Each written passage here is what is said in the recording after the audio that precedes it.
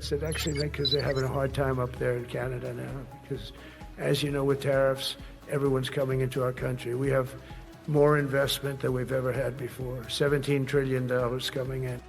We have counter-tariffs on steel and aluminum against $30 billion and reinvest them in the workers and the companies that are most affected.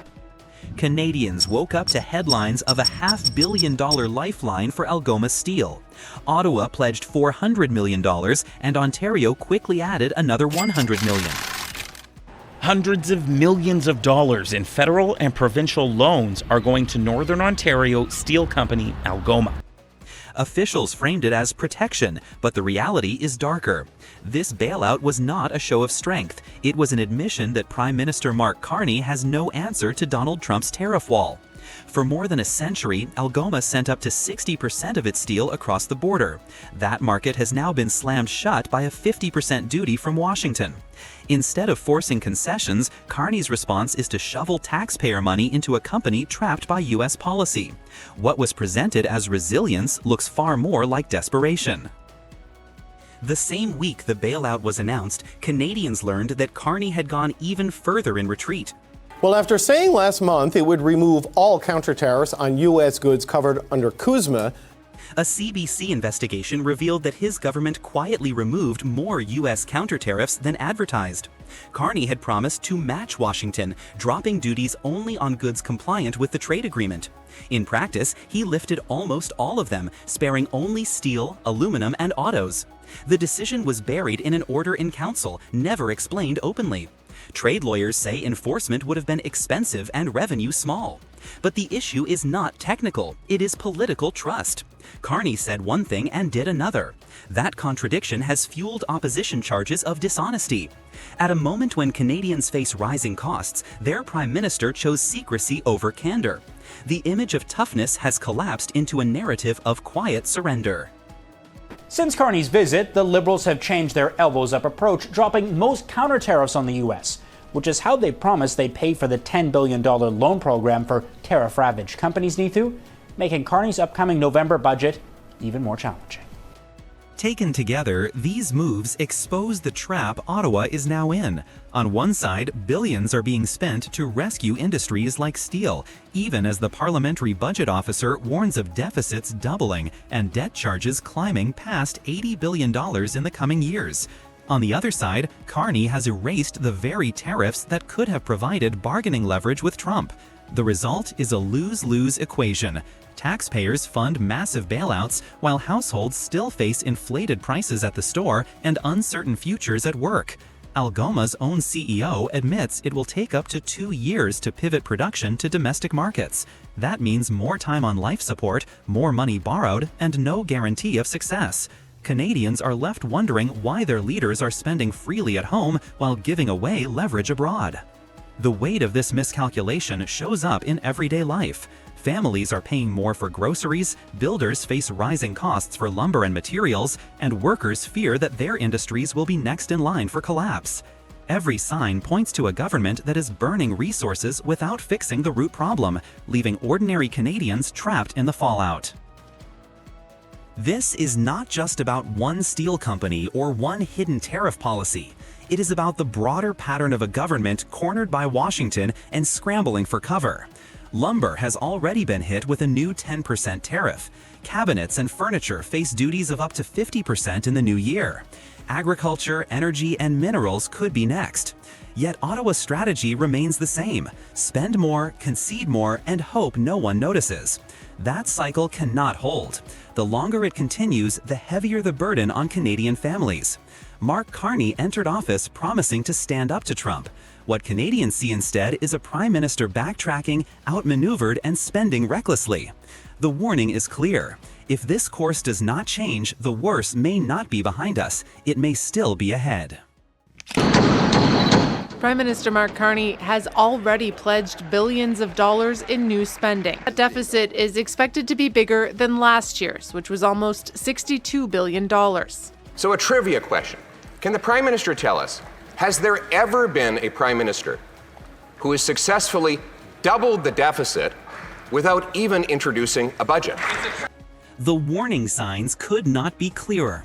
Mark Carney is preparing to deliver his first federal budget, and already he admits it will be drenched in red ink. Last year's deficit was $62 billion, and this year will be even larger. Before Canadians have seen a single benefit from his promises, they are staring at a debt crisis that is only growing worse. Carney has pledged billions for housing, billions for defense, and more for so-called tariff relief. Yet he has not explained how any of this will be paid for. Instead of offering stability in the face of Donald Trump's tariff wall, the Prime Minister is pushing Canada deeper into fiscal chaos. Families struggling with rising costs look to Ottawa for clarity, but all they see is a government that spends first and explains later. The contradictions at the heart of Carney's plan are impossible to ignore. He has ordered every minister to find ambitious savings, demanding that departments trim the fat and show restraint. But at the very same time, he is throwing around commitments that expand the deficit to historic levels. This is not a strategy, it is a collision course.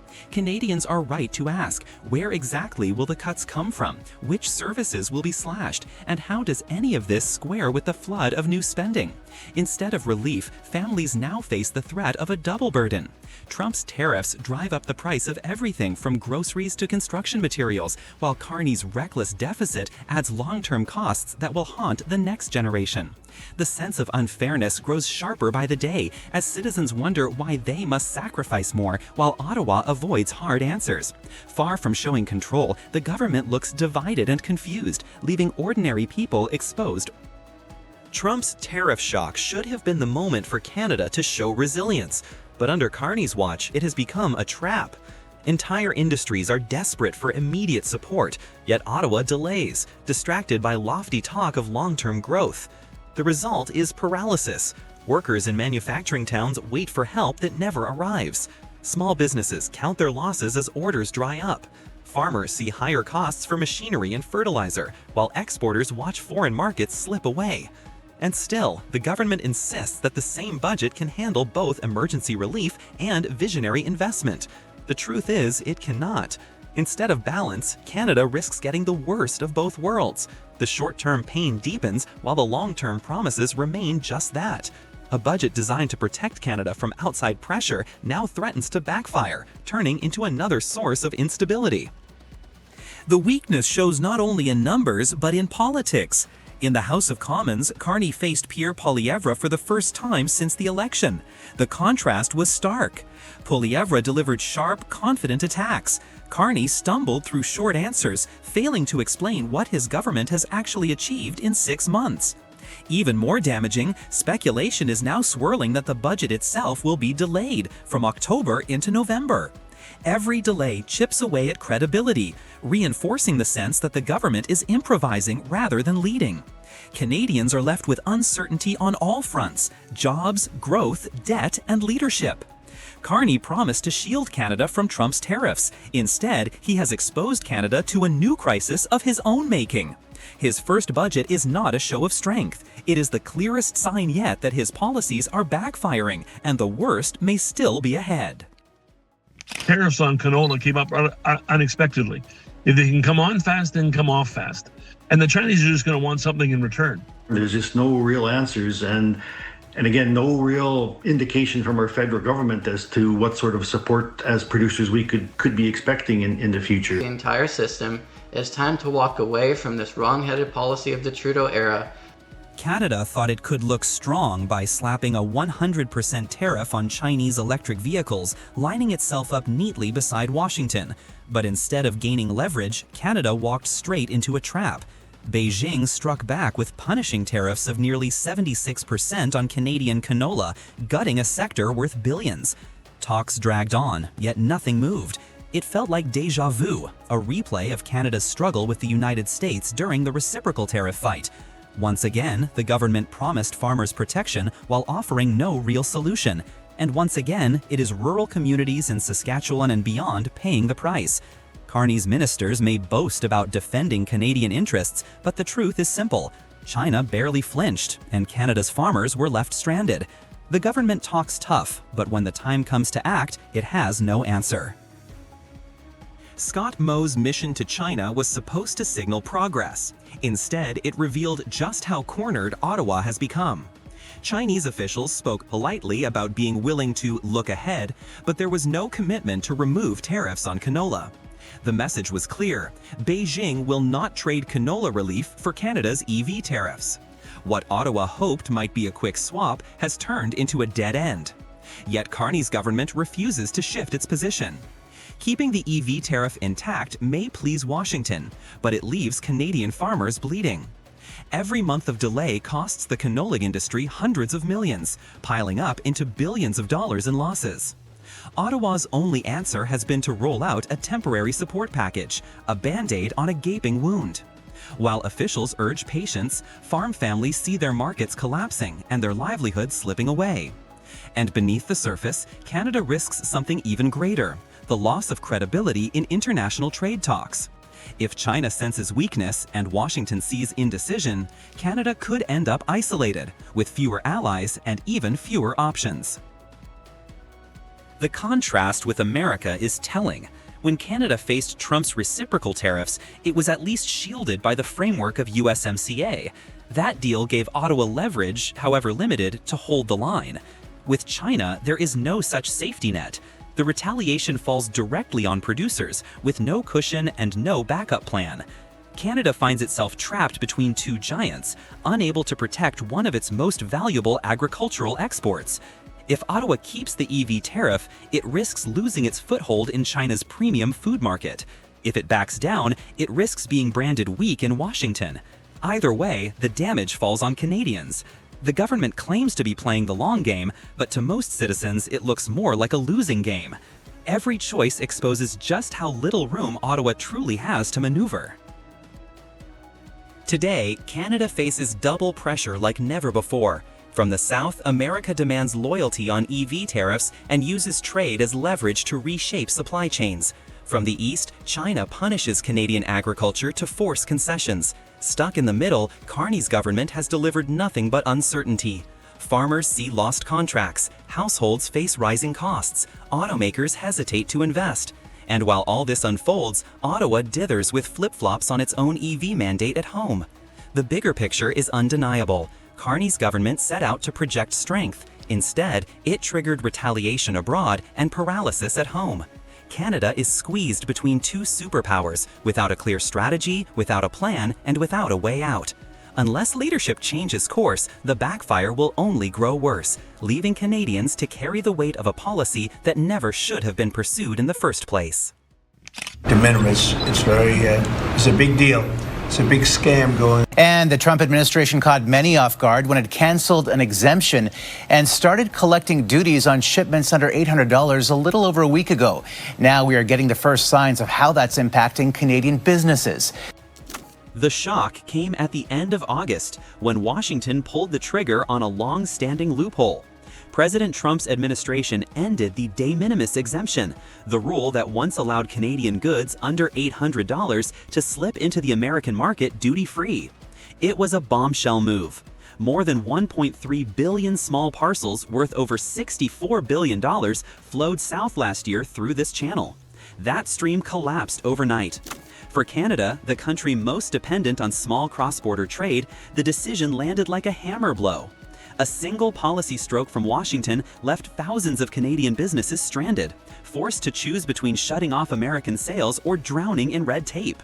Trump framed it as a fight against illicit trade, but the fallout for Canada has been nothing short of catastrophic. The stories from the ground reveal how deep the damage runs. Small businesses across Canada report overnight losses, with some seeing as much as a quarter of their revenue disappear the moment American sales were cut off. Others describe losing nearly half their market as shipments south of the border became impossible. These are not isolated cases. A national survey shows 30% of small businesses already feel direct or indirect impacts, while another third live in uncertainty, unable to plan for the next quarter. That uncertainty is poison. Paperwork piles up, customs duties multiply, and what was once a thriving direct-to-consumer channel turns into a logistics nightmare. Across provinces, family-run shops and farm co-ops are quietly shutting off U.S. orders, conceding that the cost of compliance is greater than the value of the sale. In many towns, cross-border trade was not just a bonus, but the backbone of survival, keeping small factories open and seasonal workers employed. The sudden loss of that outlet leaves producers stuck with unsold goods and customers walking away. What should have been steady sales into the world's largest market is now a wall of barriers. The numbers speak louder than words. Postal shipments plunged more than 80% in just a matter of days. Fashion exporters, wool producers, furniture makers, even local food businesses are being priced out of the U.S. Almost every sector that relied on quick, low-value parcels has been dragged into crisis. Americans will see some delays and higher costs, but the real pain is north of the border. For Canada, this is not an inconvenience, it is an economic wound. Tens of thousands of small firms could lose billions of Canadian dollars in revenue over the next year. The knock-on effects will spread quickly. Layoffs in retail, shrinking farm incomes, and whole rural communities losing their main source of cross-border demand. What looks like a technical customs change on paper feels like an earthquake in daily Canadian life. Once again, Canada pays the price while Washington dictates the terms. And where is Ottawa? Prime Minister Mark Carney promised stability, yet his government is scrambling. He rolled back parts of Canada's own retaliatory tariffs, pledged $1 billion relief fund, and pointed businesses toward temporary duty relief schemes. The Canadian Federation of Independent Business is begging him to share tariff revenues directly with struggling firms. But these are band-aids, not cures. They buy time without solving the problem. The hard truth is clear. One executive order from Washington was enough to paralyze Canada's small business sector and expose Ottawa's weakness. Carney's tools are reactive, limited, and slow. For families watching jobs and income slip away, that weakness is unforgivable. If this is the response to one trade measure, what happens when the next shock comes? Canadians are left to wonder how many more blows their economy can take before collapse.